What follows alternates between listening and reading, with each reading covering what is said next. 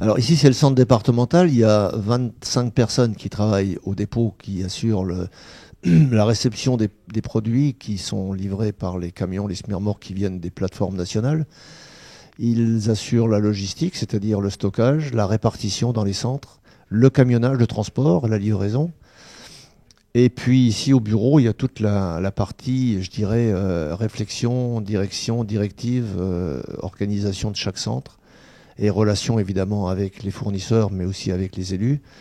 Donc ça, c'est la partie un peu réfléchie, si je puis dire, de l'organisation.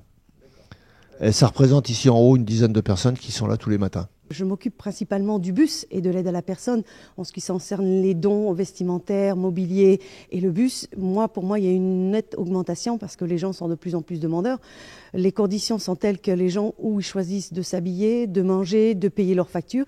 Et ça, il n'y en a plus beaucoup qui le font. Les nouveaux pauvres, comme on les appelle, sont arrivés et ils sont là. Et il va falloir pallier à toutes ces demandes-là. Donc c'est très difficile et c'est vrai que l'augmentation, elle est nette. Notre objectif principal, notre projet associatif même, puisque c'est décliné comme ça, c'est l'ouverture inconditionnelle toute l'année. Ça veut dire qu'on accueille tout le monde et toute l'année. Pourquoi ? Parce que la seule activité pendant l'hiver ne permettait pas de maintenir un lien suffisant pour pouvoir aider les gens en profondeur. Parce que notre ambition, notre objectif, c'est d'aider les gens qui sont en difficulté, non pas seulement concrètement d'une façon immédiate par l'aide alimentaire, mais aussi pour voir avec eux tout ce qu'ils peuvent avoir, ce dont ils peuvent avoir besoin pour assurer un retour vers une socialisation normale. On fait notre possible pour que les personnes, en plus d'être aidées matériellement, aient aussi la possibilité de se sentir comme les autres en participant à des activités culturelles et de loisirs. En tant que responsable, je viens ici pour 7h15, 7h30. Je prépare tous mes papiers que je dois faire. Et les bénévoles, ils commencent à 8h moins quart, jusqu'à 11h30, midi à peu près. Puis bon, on commence déjà pour préparer les palettes pour nos centres. Tout doucement, on les fabrique dans les locaux à côté.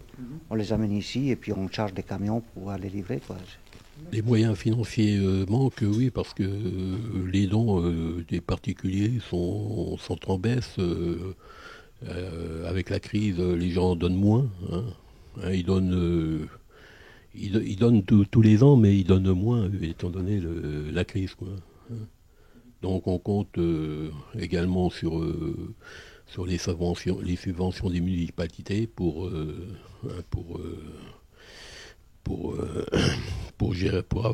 gérer nos dépenses, quoi.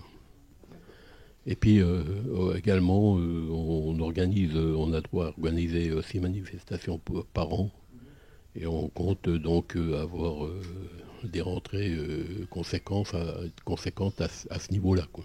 Les inscriptions qui ont lieu au mois de novembre représentent environ les 2/3 à peu près de la population qu'on va accueillir pendant toute l'année. Parce que les inscriptions continuent. Les gens, quand je dis inscription, c'est que, comme je vous disais tout à l'heure, l'aide alimentaire, elle est limitée aux personnes qui ont le plus de besoins. Et donc, pour l'instant, on a une tendance qui nous tente à prouver qu'on aura une augmentation, mais concrètement, on en saura plus dans 2 ou 3 semaines, quoi.